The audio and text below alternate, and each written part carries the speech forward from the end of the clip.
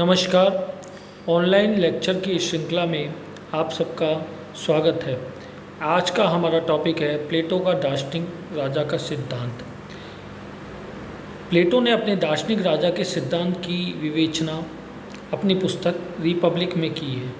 प्लेटो ने अपना जो आदर्श राज्य है उस आदर्श राज्य में शासन की बागडोर सद्गुणी ज्ञान से संपन्न दार्शनिक वर्ग के राजा को सौंपी है। अब प्रश्न उठता है कि दार्शनिक राजा या दार्शनिक शासक की आवश्यकता प्लेटो ने क्यों अनुभव की।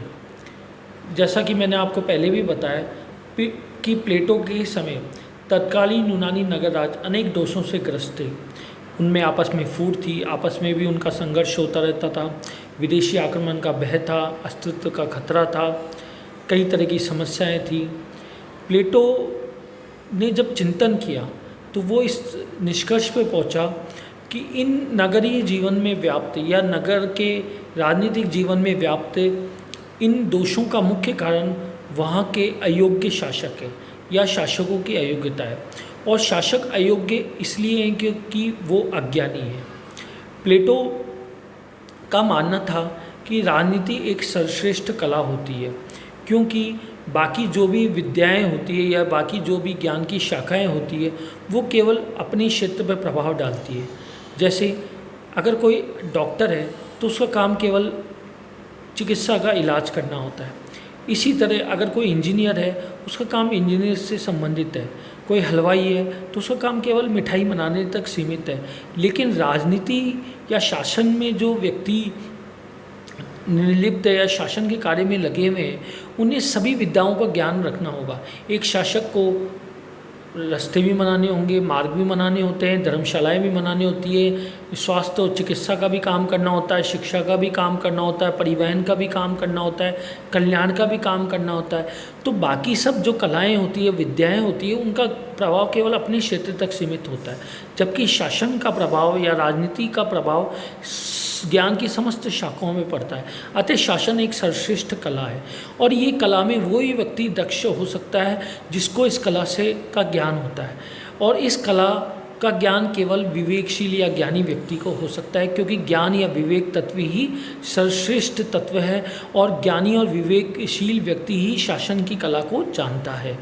प्लेटो ने दार्शनिक राजा को प्राप्त करने के लिए या किस प्रकार दार्शनिक राजा को प्राप्त किया जा सकता है, दार्शनिक राजा का शासन हो सकता है, इसके लिए प्लेटो ने न्याय का सिद्धांत दिया है, जिसमें उसने बताया कि हर मनुष्य की आत्मा में 3 गुण होते हैं। हर मनुष्य में विवेक या बुद्धि गुण होता है, हर मनुष्य में साहस या वीरता का गुण होता है, या हर मनुष्य में लालसा या तृष्णा होती है। विवेक का गुण सर्वश्रेष्ठ गुण होता है। विवेकशील व्यक्ति को शासन का कार्य करना चाहिए, साहसशील व्यक्ति को सैनिक वर्ग या रक्षा का कार्य करना चाहिए, और तृष्णा और लालसा वाले व्यक्ति को उत्पादक या व्यापारी वर्ग का कार्य करना चाहिए। इस तरह उसने शासन का जो उत्तरदायित्व है वो विवेकशील व्यक्ति को सौंपा है, क्योंकि विवेक ही सर्वश्रेष्ठ ज्ञान है और सर्वश्रेष्ठ गुण है, और इसी सर्वश्रेष्ठ गुण और विशुद्ध और निरपेक्ष तत्व ज्ञान को जानने वाला व्यक्ति ही शासन की कला में निपुण हो सकता है और शासन की कला में अपने जो निर्दिष्ट उत्तरदायित्व है उसका उचित प्रकार से निष्पादन कर सकता है। तो दार्शनिक राजा की आवश्यकता प्लेटो ने क्यों महसूस की, आपको पता पड़ गया कि क्योंकि तत्कालीन यूनानी नगर राज्य अनेक अयोग्यता से ग्रस्त है और अयोग्यता का कारण शासक की ही जो असमर्थता थी, क्योंकि वो अज्ञानी थे। तो प्लेटो इस नतीजे पे पहुंचा कि ज्ञानी और जो विवेकशील शासक है वही शासन के लिए निपुणों या शासन में सक्षम होता है। इस कारण प्लेटो ने दार्शनिक राजा की आवश्यकता अनुभूत की। दूसरी बात, प्लेटो अपने गुरु सुकरात की इस विचार से प्रेरित था कि सद्गुणी ज्ञान है, अर्थात जो ज्ञानी व्यक्ति ही है वही सद्गुणी होता है और सद्गुण ही सबसे बड़ा गुण होता है। इसी नतीजे ने प्लेटो को दार्शनिक राजा की आवश्यकता पर ले गया और प्लेटो ने दार्शनिक राजा का सिद्धांत प्राप्त किया। प्लेटो ने दार्शनिक राजा किस प्रकार मिल सकता है? भाई विवेकशील लोग तो कई हो सकते हैं, और शासन का काम केवल राजा ही शासन नहीं करता। छोटे नौकरशाही के लोग होते हैं, छोटे पदाधिकारी होते हैं, मंत्री होते हैं, उनका भी शासन का काम होता है। तो ज्ञानी में से भी कौन परम ज्ञानी है जो दार्शनिक राजा के पद तक पहुंच सकता है? उसके लिए उसने शिक्षा की व्यवस्था की है। प्लेटो ने 35 वर्ष की प्रारंभिक और उच्च शिक्षा की व्यवस्था की है।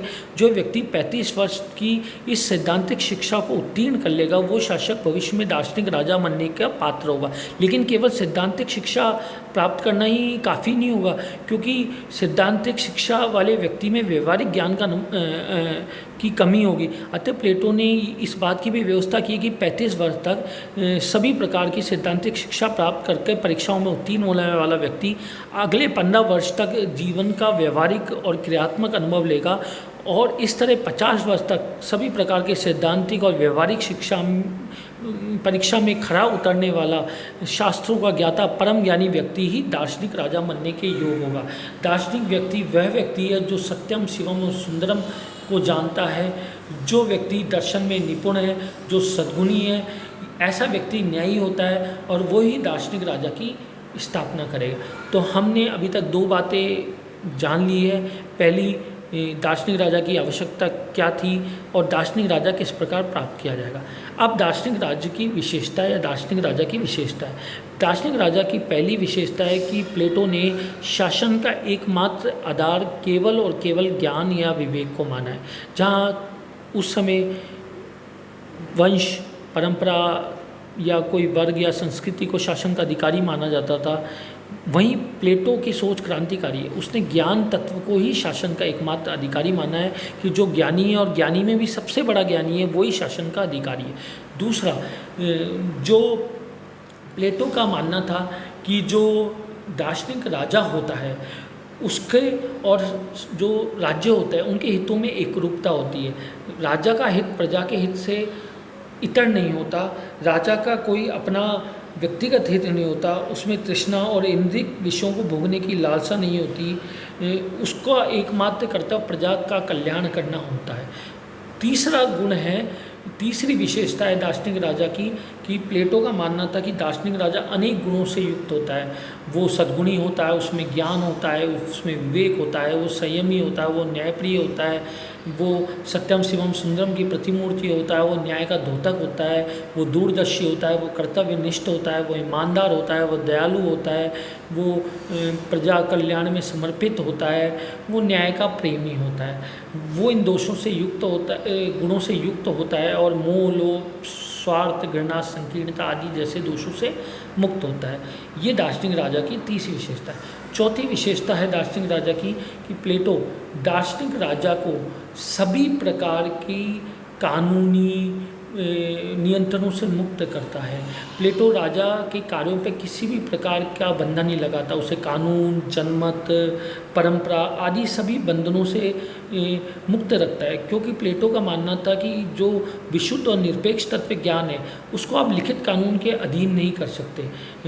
जो व्यक्ति ज्ञान के गुण से संचालित होता है, जो ज्ञान विवेक से अनुप्रेरित होता है, उसे आप किसी विधि या अध्यादेश के नियंत्रण में नहीं रख सकते। राजा को कानून के नियंत्रण में रखना तो उसी प्रकार हो गया जैसे आप किसी चिकित्सक को बोल रहे हो कि भाई आप अपना जो हम चिकित्सीय परामर्श है वो आप अपनी चिकित्सीय पुस्तक से देख के लिखो। ऐसा हम नहीं करते। हम चिकित्सक के पास जाते हैं तो हम उसको ये नहीं कहता कि भाई आप हमें दवाई लिखने से पहले पुस्तक में देख के लिखो। हम ये बात पे विश्वास रखते हैं कि चिकित्सक हमारी आवश्यकताओं, हमारी बीमारी की जो आवश्यकता है उनको ध्यान में रखता हुआ हमारे लिए उचित दवाइयाँ लिखेगा। उसी प्रकार एक जो नागरिक है उसको राजा के पास इसी तरह अपने आप को समर्पित कर देना चाहिए जिस तरह एक मरीज योग चिकित्सक को स्वयं को समर्पित कर देता है। तो प्लेटो के जो दार्शनिक राजा है उसकी चौथी विशेषता है कि प्लेटो इसको सभी प्रकार के नियंत्रण से मुक्त करता है। लेकिन एक बात ध्यान रखने की बात है कि जो राजा को शासन की तो पूर्ण शक्ति दी गई है, वो कानून, परंपरा या जनमत के अधीन नहीं है, लेकिन उसका जीवन भोग का नहीं है, उसका जीवन त्याग और समर्पण का जीवन है। उसे जो राजनीतिक शक्ति है वो उसे अपने निहित स्वार्थों की पूर्ति के लिए नहीं मिली, बल्कि उसे राजनीतिक शक्ति प्रजा के कल्याण के लिए मिली है। यही नहीं, प्लेटो ने जो राजा के लिए परिवार का और संपत्ति का साम्यवाद की व्यवस्था की है, वो भी राजा को सभी प्रकार के दोषों से विमुख रखने, सभी प्रकार की मोह से विमुख रखने और राजा भ्रष्ट न हो, इसके लिए उचित व्यवस्था है। प्लेटो ने साम्यवाद में व्यवस्था की है कि दार्शनिक राजा ना केवल अपनी संपत्ति रख पाएगा, बल्कि उसका परिवार भी नहीं होगा। यानी दार्शनिक राजा विवाह नहीं कर पाएगा, उसकी संतानें नहीं होगी, उसकी कोई व्यक्तिगत संपत्ति नहीं होगी, ताकि वो संपत्ति के या परिवार के मोह में ना फंसे और उचित रूप से, समुचित रूप से अपने कर्तव्यों का निष्पादन कर सके। आज हम राजनीति में समस्या देखते हैं कि कहीं परिवारवाद है तो कहीं भ्रष्टाचार है, अनैतिक आचरण है। उस समय प्लेटो का संपत्ति का और परिवार का साम्यवाद की राजा को व्यक्तिगत संपत्ति या परिवार रखने की इजाज़त नहीं होगी, वो काफ़ी क्रांतिकारी रखता है और शासक को जनहित और के प्रति समर्पित रखने का एक गंभीर प्रयास लगता है। इसके अलावा प्लेटो ने दार्शनिक राजा को शक्तियाँ देने के साथ साथ उसके को कुछ कर्तव्य भी बताया, तो उस पर कर्तव्यों का भी बंधन है। क्या कर्तव्य बताया उसने?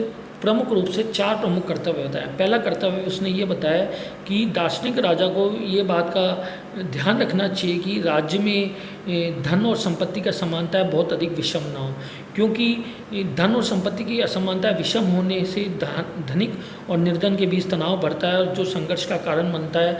इससे अनेक प्रकार की बुराई भी हो सकती है। राज्य में अधिक धनी होने से विलासिता पनपती है और निर्धन अधिक होते हैं तो उग्रता और हिंसा का माहौल पनपता है। इसके अलावा प्लेटो ने ये भी बोला है, उसका ने जो दूसरा कर्तव्य बताया है कि दार्शनिक शासक को राज्य का आकार इतना बनाए रखना चाहिए कि राज्य की एकता और आत्मनिर्भरता बनी रहे। वो राज्य विस्तार के विरुद्ध है, क्योंकि उसका मानना है कि अगर राज्य की भूमि ज़्यादा होगी तो उसकी रक्षा करने में भी समस्या होगी।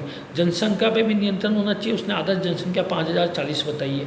तो प्लेटो ने बताया कि राज्य इतना ही हो, उसमें इतने प्राकृतिक संसाधन हो कि उसकी रक्षा भी हो पाए, राज्य की एकता बनी रहे और राज्य अपनी भौगोलिक और प्राकृतिक आवश्यकताओं के लिए निर्भर ना हो, यानी राज्य आत्मनिर्भर हो।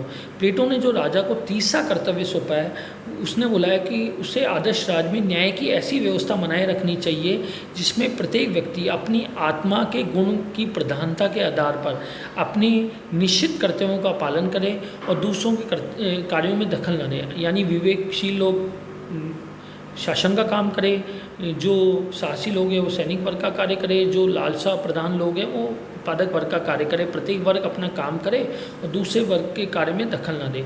ये उसने उसको तीसरा उत्तरदायित्व सौंपा है। चौथा उसने उत्तरदायित्व जो उसने सौंपा है कि उसे राज्य में शिक्षा व्यवस्था और साम्यवाद की व्यवस्था को बनाए रखना चाहिए। जैसा मैंने आपको पहले भी कहा है कि प्लेटो ने केवल शासक और सैनिक वर्ग के लिए साम्यवाद की व्यवस्था की है। साम्यवाद की व्यवस्था देने के पीछे उसका उद्देश्य ये था कि दार्शनिक राजा किसी प्रकार के मोह में ना फंसे, ना परिवार के ना संपत्ति के, और बिना किसी मोह के व्यक्तिगत हित की चिंता किए प्रजा के हित में 24 पहर समर्पित रहे। इसके अलावा उसने शिक्षा की व्यवस्था की है। शिक्षा से राज्य के लिए जो 3 आवश्यक वर्ग है उनकी प्राप्ति हो जाती है और दार्शनिक राजा भी समुचित शिक्षा व्यवस्था से ही प्राप्त होता है। तो ये राजा को निरंकुश शक्तियाँ देने के साथ साथ प्लेटो ने उस पे जो 4 कर्तव्यों का बंधन लगाया है उससे राजा की निरंकुशता या निरंकुश होने की संभावनाएं समाप्त हो जाती है।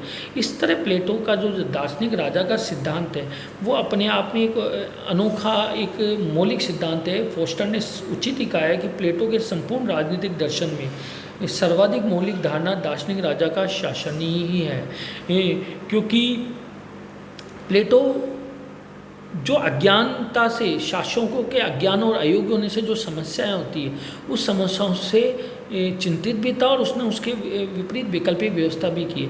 और ये बात भी सही है कि भाई जब जीवन में हर कला में हम उसके विशेषज्ञ के पास जाते हैं, जब हम चिकित्सा लेनी होती है, बीमार होते हैं तो चिकित्सक के पास जाते हैं, हम हलवाई के पास नहीं जाते। जब हमें मिठाई लेनी होती है तो हम हलवाई के पास जाते हैं, हम चिकित्सक के पास नहीं जाते। हमें जिस चीज़ की आवश्यकता होती है हम उस चीज़ के उस ज्ञान के विशेषज्ञ के पास जाते हैं। तो शासन तो एक सबसे बड़ा विशेषज्ञता का कार्य है, तो ये उसी को करना चाहिए जो इसका विशेषज्ञ है। और ये विशेषता केवल सबसे ज्ञानी दार्शनिक के पास ही होती है, जो परम ज्ञानी है, जो सत्यम शिवम सुंदरम का अर्थ जानता है, जो न्यायप्रिय है, जो आत्मनियंत्रण का अर्थ जानता है, जो शांत है, जो प्रजा के कल्याण में समर्पित है। वो ही दार्शनिक राजा शासन के कार्यों को कर नगर राज्यों को उसके दोषों से मुक्त करा सकता है। इसीलिए प्लेटो ने उचित ही कहा है कि जब तक दार्शनिक राजा नहीं होगा या शासकों में और राजाओं में दर्शन की भावना नहीं होगी, तब तक नगर राज्य अपने दोषों से मुक्त नहीं हो सकता। लेकिन प्लेटो के दार्शनिक सिद्धांत, राजा के सिद्धांत में अनेक दोष भी है। पहला दोष है निरंकुश शासन का मार्ग प्रशस्त रहता है। कोई भी व्यक्ति हो, चाहे वो कितना ही सदाचारी क्यों, जब उस पर नियंत्रण का अभाव होता है तो उसके भ्रष्ट होने की संभावना बढ़ जाती है। लॉर्ड एक्टर ने सही कहा है, power corrupts and absolute power corrupts absolutely, यानी शक्ति व्यक्ति को भ्रष्ट करती है और निरपेक्ष शक्ति या बिना नियंत्रण की शक्ति व्यक्ति को असीम रूप से भ्रष्ट करती है। प्लेटो ने राजा की शक्ति पे किसी प्रकार का नियंत्रण नहीं लगाया, उसको कानून से मुक्त किया है। कालांतर में प्लेटो को भी इस बात का अनुभव हुआ कि राजा को कानून के नियंत्रण से मुक्त करना उचित नहीं है, और इसी कारण उसने अपनी लॉज नामक पुस्तक में कानून के शासन या कानून को उचित भूमिका दी है। तो प्लेटो ने जो कानून के नियंत्रण से या किसी भी प्रकार के नियंत्रण से राजा को मुक्त किया है, वो निरंकुश शासन का मार्ग प्रशस्त करता है। इसी कारण कार्ल पॉपर ने प्लेटो की आलोचना करते हुए अपनी पुस्तक open societies and it enemies, यानी मुक्त समाज और उसके शत्रु में प्लेटो को मुक्त समाज का प्रथम शत्रु कहा है। प्लेटो को प्रथम फांसीवादी भी कहा जाता है। प्लेटो की आलोचना का दूसरा जो बिंदु है, वो बिंदु यह है कि प्लेटो ने नागरिक स्वतंत्रता और स्वयं विवेक का अंत किया है। पूरा उत्तरदायित्व दार्शनिक राजा के पास है। नागरिकों को तो ये संदेश दिया गया है कि आप अपने आप को दार्शनिक राजा को उसी प्रकार समर्पित कर दो जैसे रोगी अपने आप को चिकित्सक को करता है। कहीं ना कहीं ये व्यवस्था स्वतंत्रता और स्वयं विवेक का अंत करता है। दार्शनिक राजा कभी भी नागरिकों के जीवन में और अधिकारों में हस्तक्षेप कर सकता है। तो कहीं ना कहीं ये व्यवस्था नागरिक स्वतंत्रता और स्वयं विवेक की शत्रु है।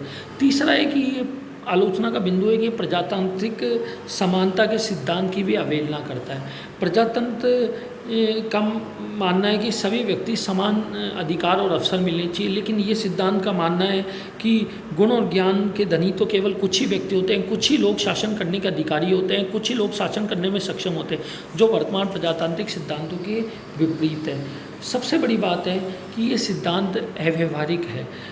ऐसा कोई दार्शनिक राजा होगा जो सभी प्रकार के दोषों से मुक्त होगा, जो परम ज्ञानी होगा, जो साक्षात ब्रह्म होगा, जो सत्यम शिवम सुंदरम के गुणों से युक्त होगा, ये बात एक कोरी कल्पना है। स्वयं प्लेटो ने भी ऐसे अपने जीवन में सिरकापुलिस के राजा डियोनिस को दार्शनिक राजा बनाने का जो प्रयास किया था, उसमें उसको सफलता नहीं मिली। तो ये सिद्धांत निहायत ही अव्यवहारिक सिद्धांत है। तो इन बिंदुओं पे प्लेटो की सिद्धांत की आलोचना की जाती है, लेकिन इन सभी दोषों के बावजूद प्लेटो का शासन संबंधी विचारों में ये महत्वपूर्ण है कि शासक को ज्ञान में परिपूर्ण होना आवश्यक है। आज हम देखते हैं कि अनेक अयोग्य लोग शासन या शासन पर विराजमान हैं या शासक हैं, वह लोग शासन की तौर तरीके नहीं जानते, वह लोग शासन का जो जटिल कार्य है उसमें निपुण नहीं होते। इस कारण प्रजा कल्याण की उपेक्षा होती है। तो प्लेटो का ये कहना कि शासक ज्ञानवान होना चाहिए, ये इतिहास के हर युग में प्रासंगिक है। इसी के साथ प्लेटो ने जो नैतिकता के पालन का निर्देश दिया शासक को, प्लेटो ने जिस प्रकार शासक के लिए निजी संपत्ति और परिवार को बैन किया है, उस पर रोक लगाई है, वो विचार भी आज भी प्रासंगिक है। क्योंकि आज हम देखते हैं कि ज़्यादातर राजनीतिक हो या शासन में शामिल व्यक्ति हो, वो या तो परिवारवाद को बढ़ावा देता है या भ्रष्टाचार, अनैतिकता, अनाचार में व्यक्त है। तो उस संबंध में अगर शासक व्यक्तिगत संपत्ति और परिवार से मुक्त होगा तो वो व्यक्तिगत हितों पर ध्यान न देते हुए समग्र प्रजा के समग्र कल्याण पर ध्यान देगा और उसके कल्याण के लिए हमेशा समर्पित रहेगा। तो इस कारण प्लेटो का दार्शनिक राजा का विचार अव्यवहारिक होते हुए भी उसके इस मूल्य की तो हमें आदर करना ही पड़ेगा कि शासक को ज्ञानवान, नैतिक और व्यक्तिगत हितों से परे होना चाहिए। धन्यवाद।